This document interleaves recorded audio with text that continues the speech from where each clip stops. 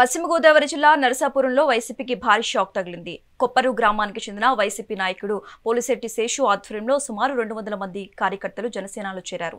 పార్టీలో చేరిన వారికి ఎమ్మెల్యే బొమ్మిడి నాయకర్, మాజీ మంత్రి కొత్తపల్లి సుబ్బారాయుడు పార్టీ కండువ కప్పి పార్టీలోకి ఆహ్వానించారు. పార్టీలో చేరిన వారు పవన్ కళ్యాణ్ ఆశయాలు, సిద్ధాంతాలను ప్రజల్లోకి తీసుకువెళ్లి పార్టీ బలోపేతానికి చేయాలని ఎమ్మెల్యే సూచించారు.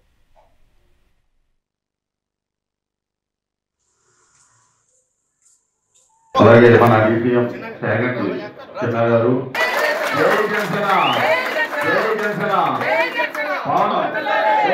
నాయకత్వం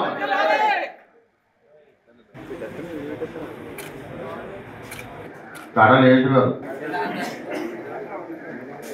ఆకుల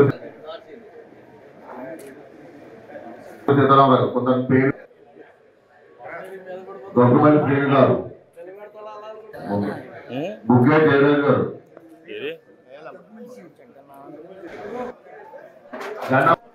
బెల్లమూట అప్పారావు గారు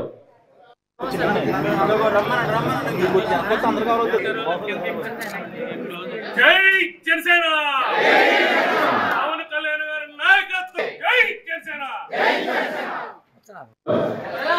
యాదరెడ్డి మణికంఠం